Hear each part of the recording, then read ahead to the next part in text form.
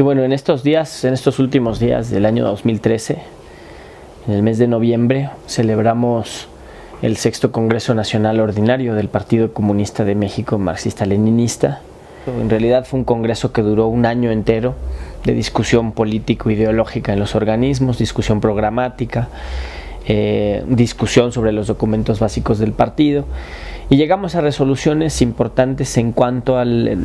el análisis de la situación internacional, la situación nacional,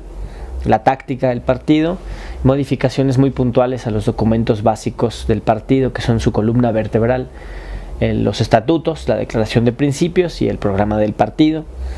Con esta discusión colectiva, con este ejercicio de centralismo democrático, nuestro partido sale fortalecido de todo un proceso de 5 años de lucha de clases, de desarrollo de su fuerza, de desarrollo de su táctica, de desarrollo teórico, práctico, y pues llega a una serie de conclusiones pues básicas, fundamentales, que le permiten afinar la perspectiva hacia el siguiente periodo de la lucha de clases. Y es un momento muy importante porque, además de que digamos, en la vida interna del partido le da regularidad, le da vigencia, le da oxigena a las estructuras partidarias, todo proceso democrático dentro de una organización revolucionaria es importante para balancear el trabajo que se ha hecho, para revisar filas, cerrar filas y lanzar nuevas perspectivas con nuevos bríos hacia adelante. Hecho ese ejercicio, pues vienen las conclusiones de la situación internacional, una crisis profunda del modo de producción capitalista, que en este nuevo proceso de contracción y descentralización de todos los capitales y de la exigencia de maximización de las ganancias por parte de las empresas y exigencia de la misma lucha interburguesa de los monopolios de crecer, dominar, devastar nuevos territorios y nuevos mercados, pues se profundiza la crisis y estalla en diferentes partes del mundo. En estos días hay una revuelta muy importante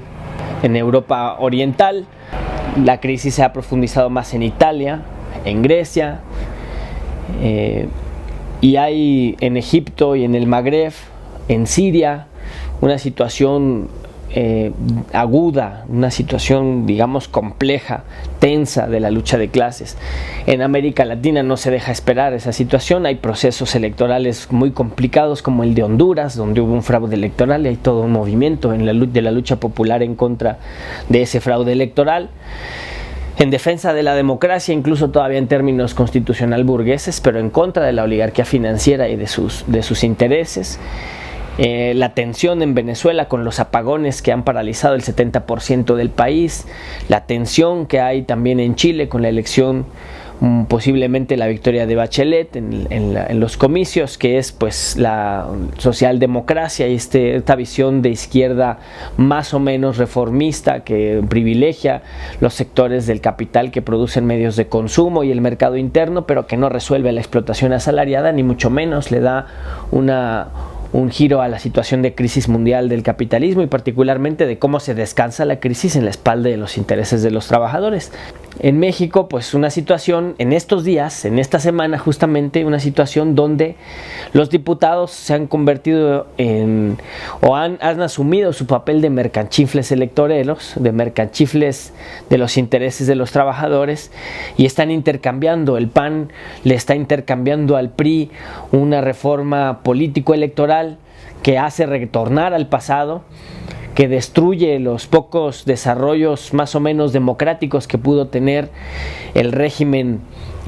por las tensiones de la lucha de clases que lo obligó a abrirse, y pues estamos a punto de ver un retroceso a un estado donde el presidente manda sobre el Instituto Nacional Electoral, y el Instituto Nacional Electoral es un organismo centralizado que sirve nada más para elegir a los nuevos mandatarios de manera totalmente facciosa. Y esa reforma política, además de otros huecos que tiene, como en el tema de la reelección y en otros temas importantes, como en el de la propia autonomía del instituto, se usa como moneda de cambio para la reforma energética, que es la que realmente le interesa a los monopolios en este periodo, en este primer año de gobierno, de este gobierno impuesto de Peña Nieto, que no ha terminado de consolidar su imposición. El pueblo todavía es rebelde, todavía se moviliza, pero que se presenta una situación de darle al pueblo mexicano un duro golpe con la reforma energética. Y en días pasados, antier justamente, se aprobó la reforma financiera. Una reforma financiera que le pone colmillos a los bancos, no digamos dientes, colmillos,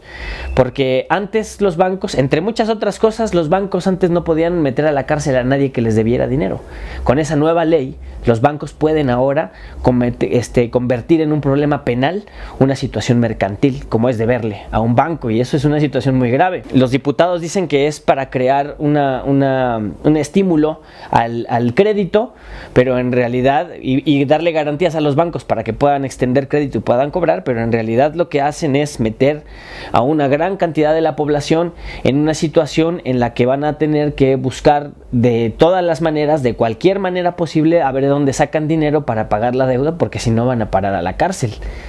Entonces, eso hace varios siglos que no pasaba en México y hoy estamos en ese retroceso. Los bancos reasumen su papel de agiotistas, son prestamistas que van a perseguir al pueblo de México. Finalmente, es una situación que se apunta en contra de los intereses de las mayorías, y todo este año, desde febrero para acá, ha sido un año de resistencia y de pelea en contra de la reforma educativa. El día de hoy se reunió Peña Nieto con los gobernadores del país para hacerles firmar un pacto de que van a aplicar la reforma energética y la reforma educativa.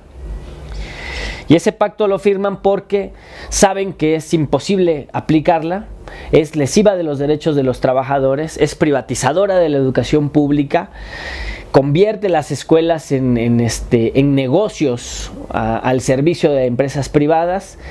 Las tres herramientas de la reforma educativa son lesivas de la educación,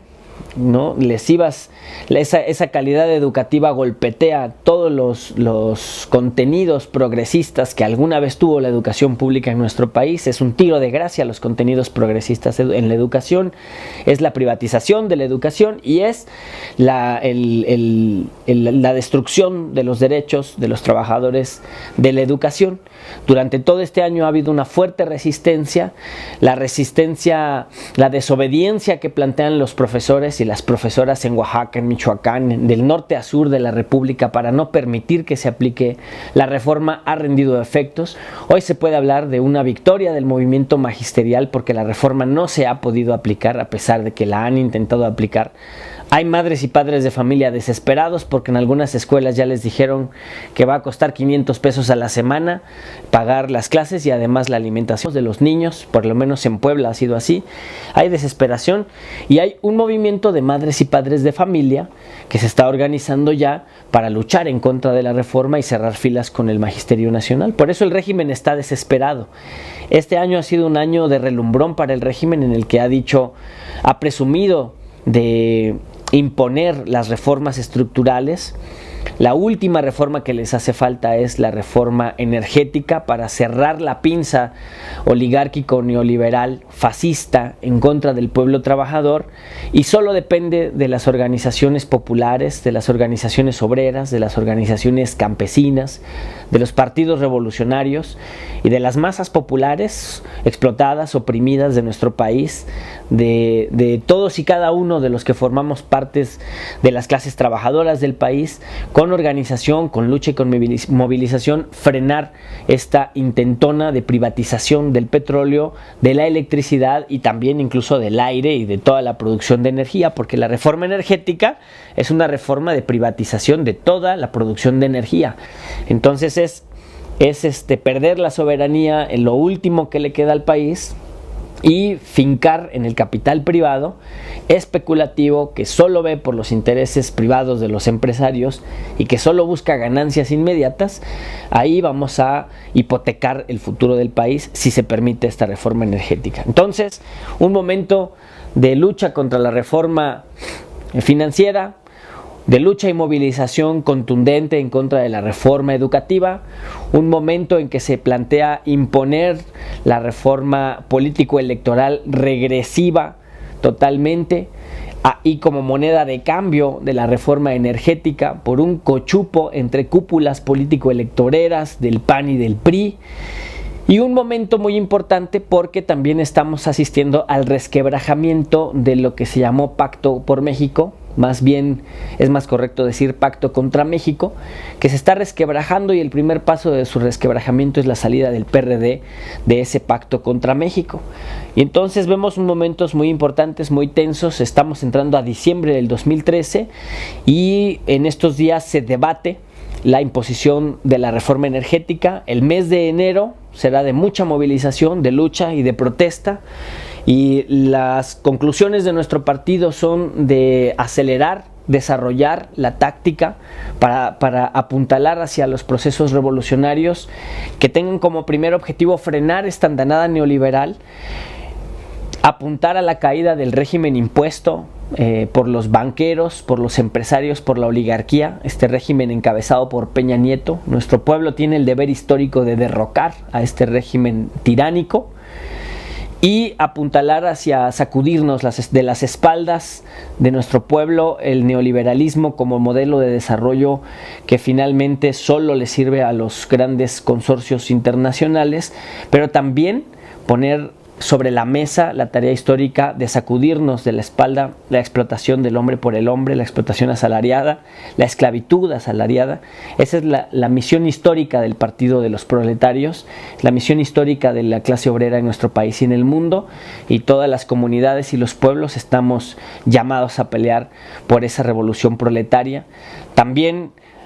parte de este proceso pues serán las policías comunitarias, las guardias populares que han surgido por todo el país, son un ingrediente muy importante que en 2013 alcanzó un gran nivel, y también serán un actor fundamental de los procesos de transformación en lo que viene hacia el futuro. Nuestro partido es optimista, nuestro partido ha concluido mantener en alto con firmeza las banderas rojas de la hoz y el martillo, mantener en alto la perspectiva por la revolución proletaria, la necesidad de un gobierno de obreros y campesinos pobres, de una nueva Asamblea Nacional Constituyente y una nueva Constitución para nuestro país, y de la liberación nacional, la democracia y el socialismo en la perspectiva futura.